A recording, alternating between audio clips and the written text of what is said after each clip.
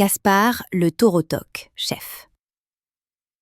Il était une fois, dans une grande prairie aux herbes folles, un jeune taureau tacheté qui s'appelait Gaspard.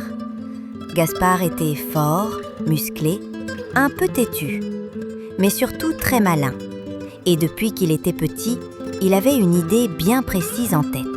« Moi, je veux pas finir en steak », disait-il en fronçant les sourcils.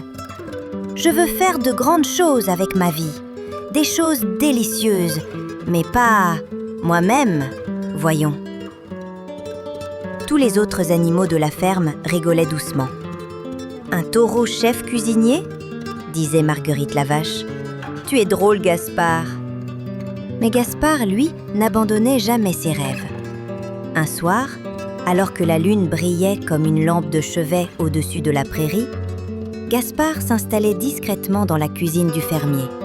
Il avait volé un petit carnet, un crayon, et il gribouillait des idées farfelues de recettes. Burger de carottes croquantes et fromage fondu. Steak végétal au trèfle et aux herbes du jardin. Frites magiques de patates douces au miel.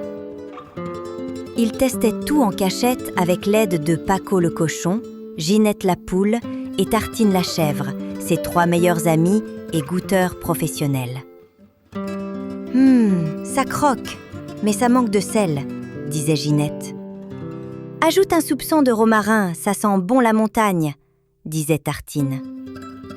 Au bout de quelques semaines, Gaspard avait mis au point la recette parfaite. Un burger végétarien si bon que même les humains en oublieraient les steaks.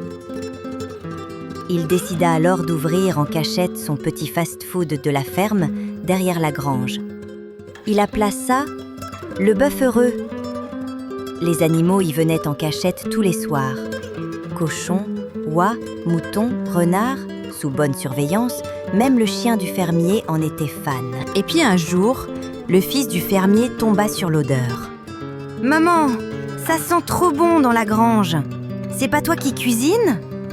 Il suivit son nez et découvrit Gaspard coiffé d'une toque en papier en train de dresser un burger avec une fierté de roi. Le garçon ne dit rien. Il goûta, ses yeux s'illuminèrent. « C'est incroyable !» Ce fut le début de l'aventure. Gaspard fut promu chef officiel de la ferme gourmande. On repeignit une cabane en rouge et blanc et chaque dimanche, c'était burger sans viande pour tout le village. Le nom du fast-food devint célèbre, le bœuf heureux. Aucun steak, que du goût. Et Gaspard, il vivait tranquille, il faisait la cuisine, riait avec ses amis et regardait les étoiles le soir en se disant « Quand on suit son cœur, on finit toujours par mijoter quelque chose de merveilleux. » Petite leçon pour les enfants.